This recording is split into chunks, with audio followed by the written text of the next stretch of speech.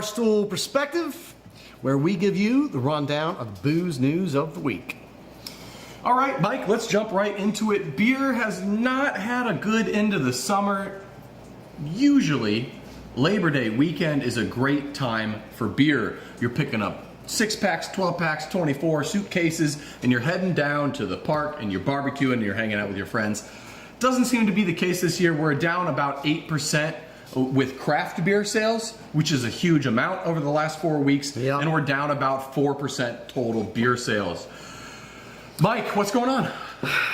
Beer is having more bad days than me, Brett. At least this past year. Yeah. If we look at a cumulative basis, I have beer beat. I have beer beat on the worst on the bad day scale. Yes, no. Beer historically does much better than me.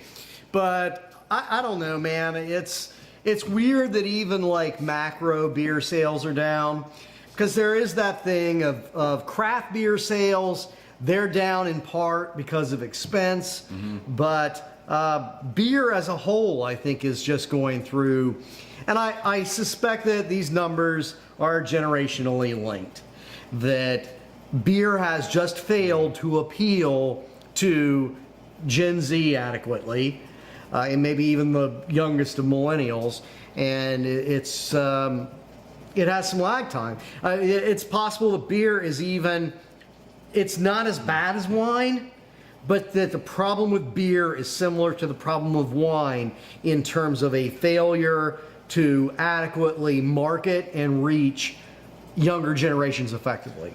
Is this something that could have been prevented? Or is this something that just is naturally cyclical? You're just so used to selling one generation, and you're just gonna have the next generation rebel against. So no matter what you do, you can't be cool to every generation successively. I think there's probably part of that, although it's not like either of us rebelled against beer, obviously. We might have chosen different beers. I mean, maybe that's part of the craft beer thing. I think it's definitely part of the craft beer thing, depending where you are generationally. For sure. Like, oh, I'm not going to drink that old people nonsense beer. I'm not drinking old style. But we didn't reject beer conceptually. Beer is an overall drink. Beer was a given. What type of beer was not? That's very true. We had an opportunity, though, growing up, especially me when I was growing up, I had an opportunity to look past what my parents' generation was drinking. I thought what was stuffy was the Schlitz and the old style in the hands, things that I've really actually grown an appreciation for now. But I had the opportunity to discover for myself craft beer, which wasn't an option. So I had a new avenue to make beer cool for the millennial generation that this Gen Z and earlier doesn't have. Yeah, but it is probably, I think, both of those things. So that beer advertising that you rejected was stodgy for your generation, and it was still stuck in an earlier time. And I think that the beer industry as a whole is flailing with its marketing messages.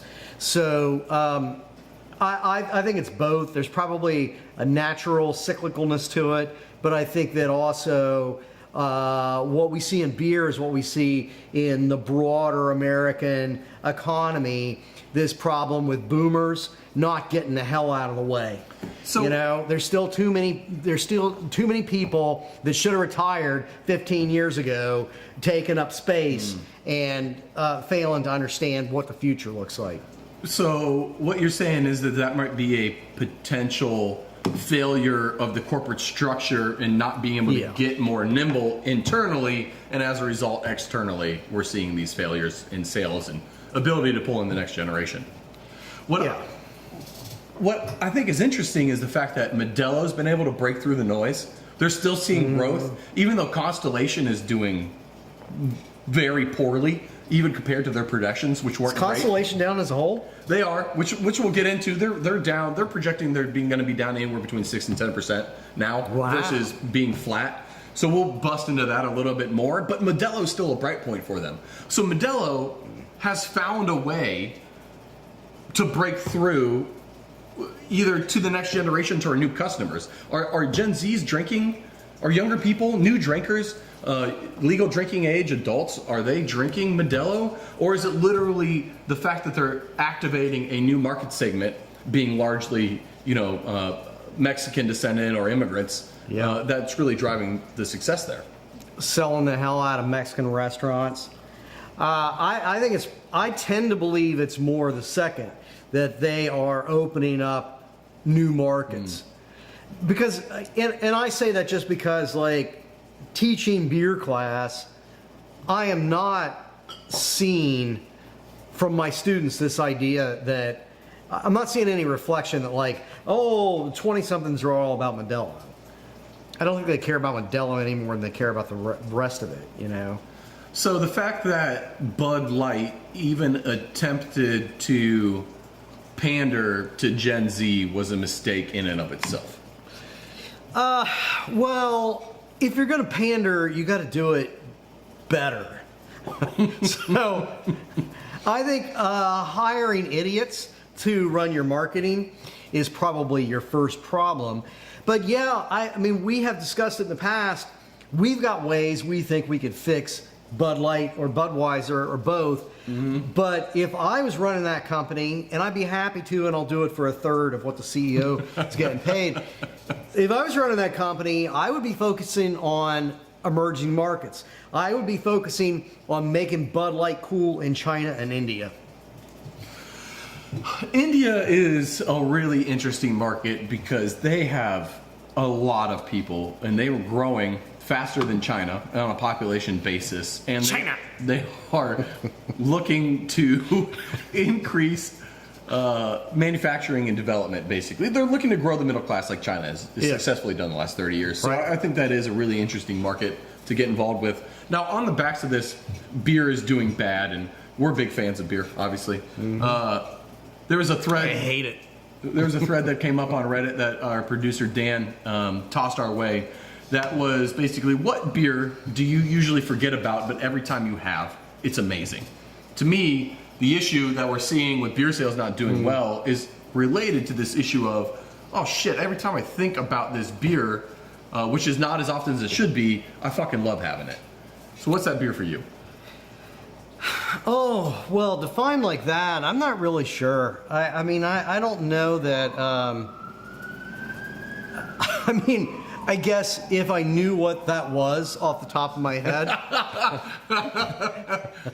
you'd be having it more? I would just be ordering it. I would just go somewhere and order it. I'll tell you what I had recently that I hadn't had in a very long time, and it's not in the, oh my God, it's great category, but I had a Stroh's recently. We had Stroh's at JD's Honky Tonk, little dive bar with a great double cheeseburger. Fire brewed Stroh's. I hadn't had Stroh's in a long, long time. And it, for that category, like bad mass brewed beer, Stroh's is really good. By and large, beers that you forget about that you have and you're like, damn, this is really good, can be summed up as beers that at one point in time were extremely popular. Yeah. You look at Stroh's, for instance, way more reach than it has now.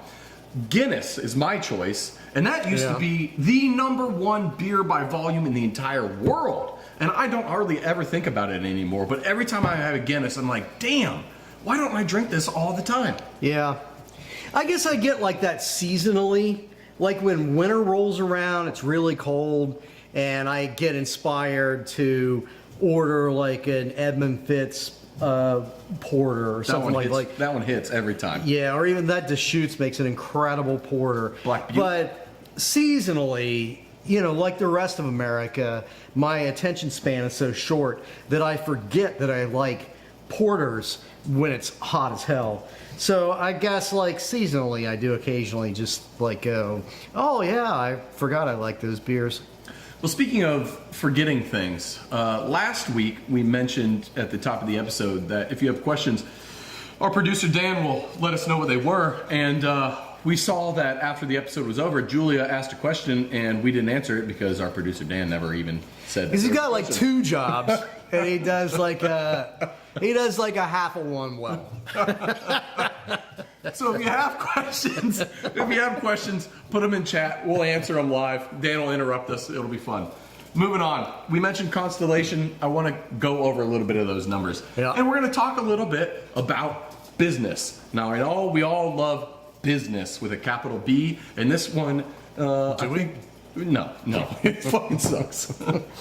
So Constellation projected net sales volume down by about negative 0.5% to positive 0.5%. They have now come out and adjusted that to -6 to -9%. And that is all just on the backs of their premium brands, which is wine and spirits.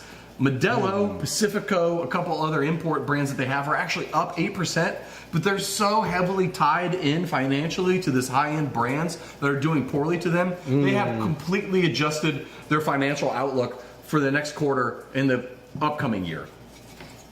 All right. As a result, Mike, Low expectations are always preferable. they are, yes. Isn't that the saying? Under promise, over deliver. Yeah. So, what Constellation has decided to do, which I'm about to say some business words, and Mike's going to hopefully explain them to us.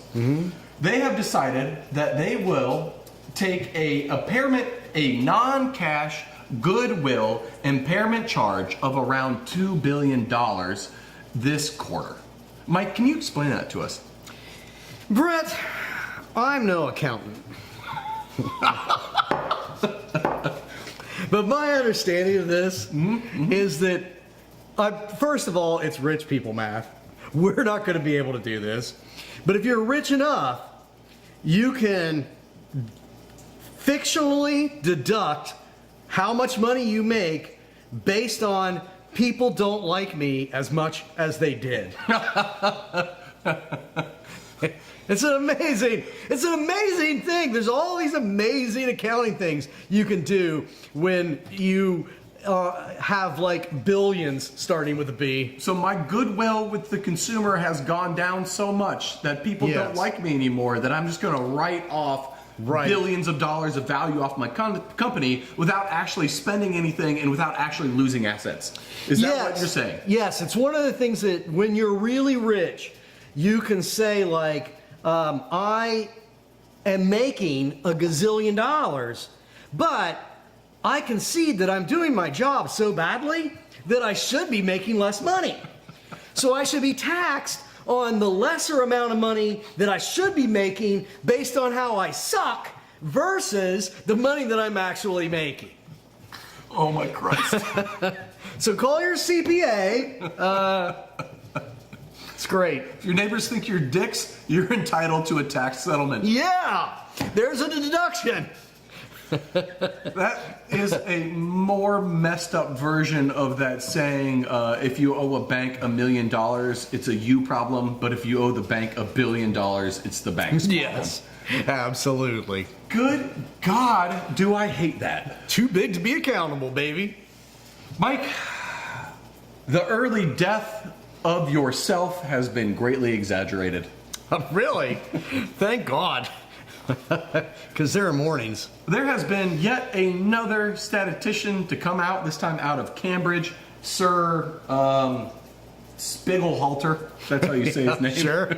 Yeah, I called a guy in the bar that just the other day. I thought I was making it up. I thought it was an insult. He has basically said that, quote unquote, that modern culture in the West has a pointless obsession with the fact that low to moderate alcohol consumption is bad for you, when in fact there is no statistical way to prove that low or moderate alcohol consumption actually hurts you when there's so many other variables to consider.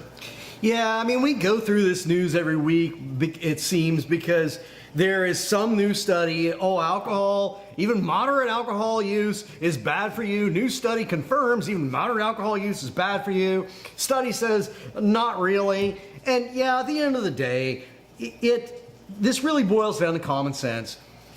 There are too many variables to say that small amounts of alcohol are bad for everybody or not. It's really an individual basis, and what is good for you is happiness. So if drinking a little bit makes you happy, then the trade-off is that drinking a little bit's probably good for you. If getting blacked out drunk is what makes you happy, which, sure, periods in my life, that's not, it probably doesn't, pan out there. But there's a equilibrium. Mike, I have a hot take for you. I think these neo-prohibitionists that are getting all involved with making alcohol have the same negative stigma that tobacco had actually focused on the real drug problem in America, they would do a lot more good than getting their butts all twisted up over someone having a couple pints. And you know what that actual negative drug in our society is? Yes, sugar. Yes. Sugar's the #1 killer in our society. But we're also, vaccines, moron, are not giving your kid autism. You know what probably is, and I don't have the science behind it, but it's probably all of that chemical bullshit that they're pumping our foods full of. Nobody is studying that. Nobody is, I'm not saying nobody, I'm not Trump. Nobody's ever done it. Nobody's thought of that. I'm sure somebody is, but we're not seeing any major studies around holistic impacts of the way we're cramming sugar into everything. And I don't think that anybody is adequately studying, in part because of proprietary reasons. They don't have the information to study what all of these chemicals are that's being pumped into our foods and what that's doing to us. We're looking at two different problems right here, because I 100% agree. Sugar is the #1 drug of choice of America, and it's the #1 killer in America. But it's not even of choice. Well, that's true. If you don't want to do sugar, you don't have a choice not to do sugar. Subway bread's considered cake, for God's sakes, with how much sugar they use in it. Bread just is flour and water and yeast. You don't need sugar. Yeah. But the food and chemical thing, I think it can also be tied to plastics and microplastics. Yeah. I think we're going to look at our generation 100 years from now the same way we look at the generation that had lead in the fuel. Yes. Look at those idiots huffing lead constantly. How dumb were they? Yeah. We're going to be saying that about plastic now, 100 years from now. Yeah, I agree with that 100% too. One of the interesting things with these studies around alcohol, do you know the story? There's this very famous commercial, definitely before your time. I remember it from being very little. But there was this very famous anti-littering ad campaign. And there was this Native American in the ad, and he's crying because he's watching people, toss garbage out the window. Do you know who funded that? Smokey the Bear? No, environmentalists, good people. No, actually, it was, I don't remember the exact breakdown, but it was like some combination of DuPont, chemical producers, and fossil fuel industry people.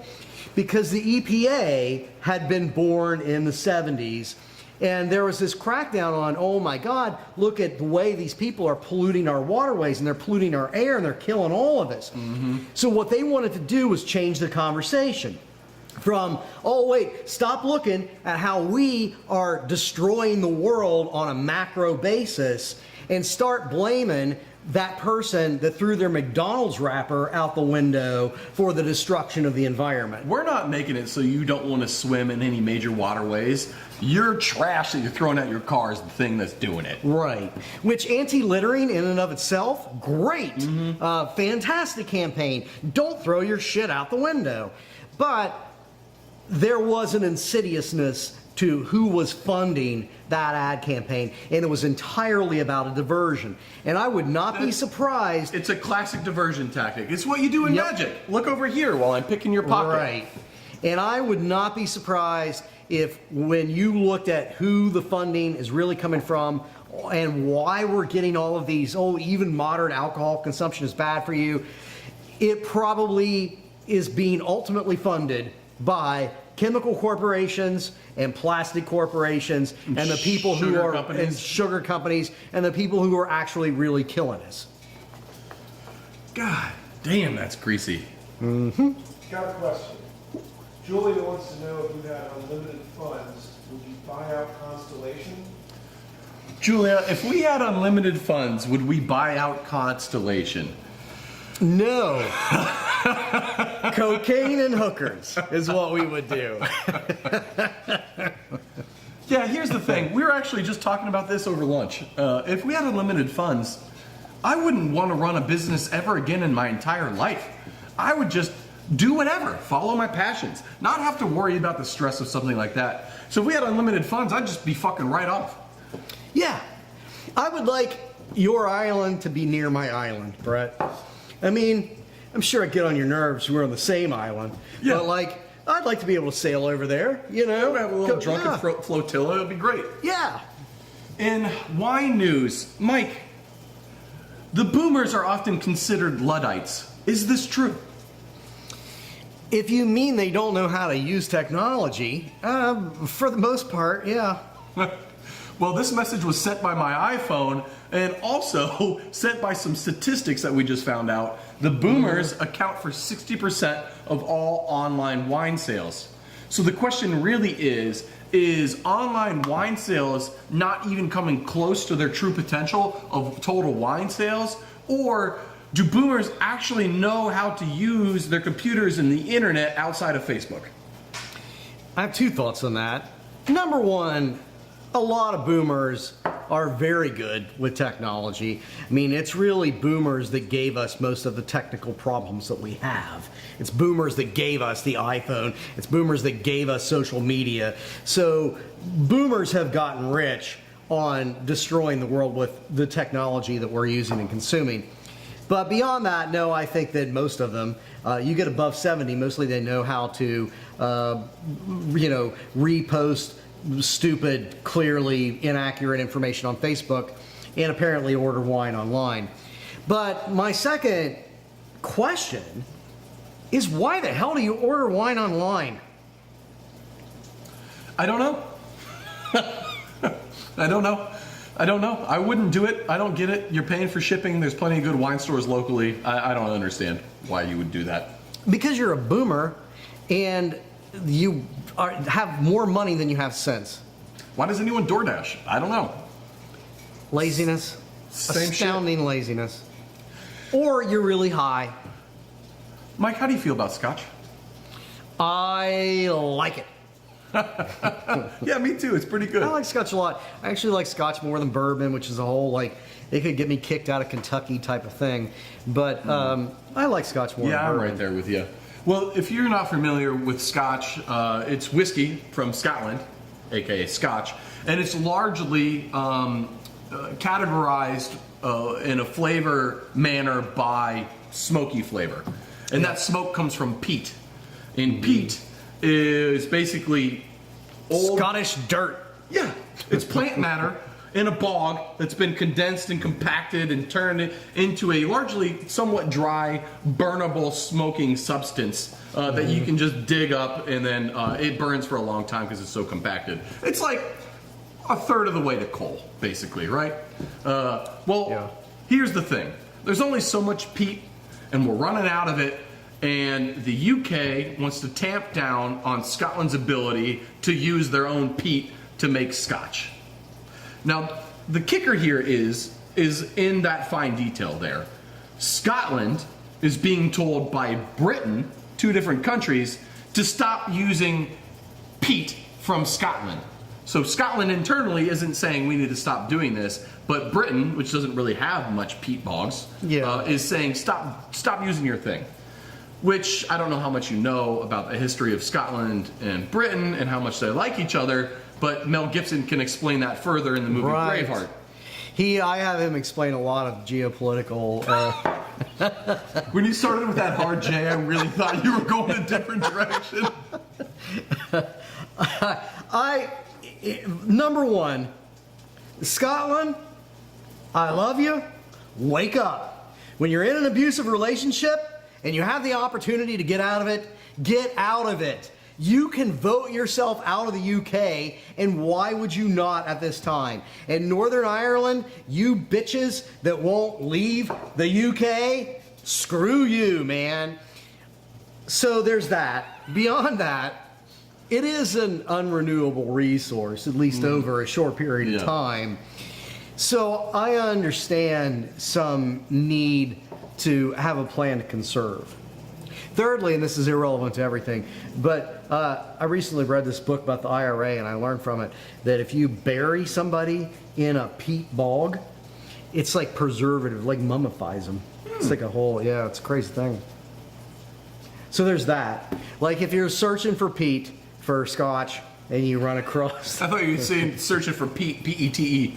If your buddy Pete disappeared, head on down to the If you are searching for Pete in Pete, he may look fantastic for having been dead for 15 years. I'm going to create a new scotch brand that's all peat smoked, but it's not made with peat moss. It's made with people. Yeah, I mean, I really only know one Pete, and I like him. He's a good guy, so I don't want to burn him. But I'm cool with it. Well, not when he's alive, but when he's dead, we may as well. Right. The U.S. Open tennis, that is. The U.S. is open for business, Brett. Why? Tax cuts for corporations. Well, speaking of tax cuts, you know what the rich really love to drink? The honey deuce.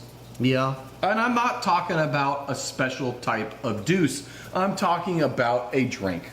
I thought it was the tears of people who worked. That's the secret ingredient. No, the honey deuce is on pace to sell $10 million worth of cocktail at one weekend at one event. What deuce bag nonsense goes into the... Oh my God, that was good. What's in it? Vodka, specifically Grey Goose. Of course, yeah. Lemonade, raspberry liqueur, and the key ingredient is the melon ball garnish that looks like a little tennis ball. And people are losing their freaking minds over this drink. They're losing their minds. Amazing. You play tennis? No. I played tennis as a kid. I liked it, but I'm such white trash that like I couldn't.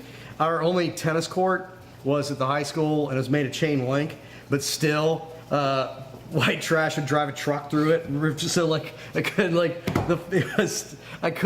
I physically couldn't play it. But I kind of like tennis, and I like the tennis skirt a lot. But it's breezy. Mm-hmm. Keeps it's breezy. cool. I like that. I like that about it. The tennis skirt is like the Scottish kilt, except for more summery. Yes. Yes. And I mean, I think there's a gender. I'm not sure McEnroe ever wore one, but there's always time. In India, do you want to go somewhere with that, Brett? Nope. I meant the whole tennis ball. Any of it? All right. No. Well, I derailed it, I guess. I'm sorry.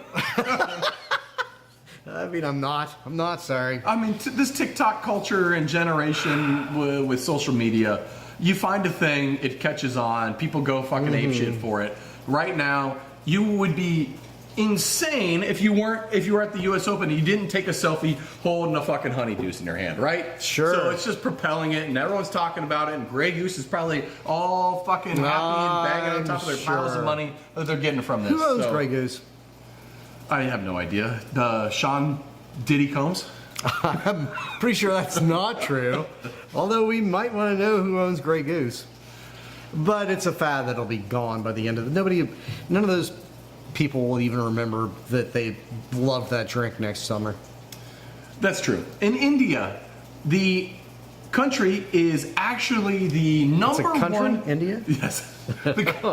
Yeah, sorry. I'm starting this off weird. Let's start over. The country of India is the number one country for consumption of all types of whiskey. So this is all types of whiskey combined. We're talking Japanese whiskey, Scotch, bourbon, American whiskey like Tennessee whiskey. They're the number one country for whiskey consumption. However, they are 40th for whiskey exports, which is crazy because I could only name like 5 countries that make and export whiskey, and they're 40th. But they consume the number one. So you would think that because they drink the most, they would be really good at making it as well. Should be. Well, they think they are, and they're out to prove it. The Prime Minister of India has committed to exporting $1 billion worth of alcoholic drinks per year as quickly as they can. A large part of that being whiskey. And they're getting into beer too. They're actually, that's really growing. There's a lot of, UK heritage there, whether they wanted it or not. You're right. That's pushing. Yeah, they didn't ask for it. Okay. I mean, I don't know that. I don't know that that's where I would be looking for a lot of growth when we look at these macro trends around alcohol consumption and the fact that we have overproduced the hell out of bourbon in this country. That's a good point. We are within a 5-year period of time ready to just drive the bourbon market straight off a cliff. So I don't know that I would be, as a nation, putting a lot of stock in declining trends, but percentage-wise, they're probably... They're due to rise on that. Yeah, I guess. Although, like those Indian beers, you know, like Taj Mahal has been around for forever. They're just like rice flavored. It's weird. They are very. I mean, they're English influenced. I mean, IPA for Christ's sakes. Yeah. But the beers that I've had from India are all sort of rice-based Budweiser nonsense. I think there's a good amount of beer that's really picking up there. They actually make a ton of fruit wine in India. Really? They grow a lot of fruit in general, and they're actually one of the leading countries that produce fruit wines, but none of it gets exported. And I'm talking non-grape fruit wine, that is. Does anybody actually make like a decent India Pale Ale in India? No idea, actually. I'll be in Singapore next month, though, so I'll let you know if I find anything. All right. Which is closer to India than here is. Not Sure. that Singapore is much closer. What I think is important, though, for you bourbon and nerds and collectors out there, is that if you really want to try to stay ahead of this dip that's coming for American bourbon, is start looking at cutting-edge Indian whiskeys. The Japanese stuff right now is hot. It's at all-time high as far as costs go. So if you got into Japanese whiskey 10 years ago when the prices were still low, your collection's probably worth a good bit of money. So to me, right now, is if you're looking 10 years ahead, look at the India market. Look at what's producing and being exported and trying to scoop up some of the stuff that tastes good. Now, I know that's going to be hard for a lot of you out there that just follow what everyone says and can't taste for yourself. But if you can actually have an opinion of your own, try a bunch of different Indian whiskeys, make a selection on ones that look good from a branding perspective and taste good, and, you know. Don't dismiss a little curry in your whiskey. And that Gandhi Van Winkle, that you can pick that up for like $200 a bottle. It's a steal.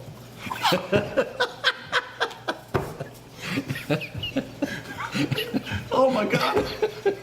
That might have been the best thing I've ever heard you say on this entire channel. Pack it up, we're done. That was amazing. Holy Christ. That's it. We're done for the episode. That's it. We're at 32 minutes. I think we've had enough. We can't top that, Mike. God damn it. We're getting ready to do a bad beer off, so look for those. There's going to be a whole series. Check out our shorts. It's going to be the best of the worst beers. It'll be a lot of fun. Yeah, and if we look like we are dressed as we are right now, it's because we will be, and we'll also be drunk by the end of it. We love you people, and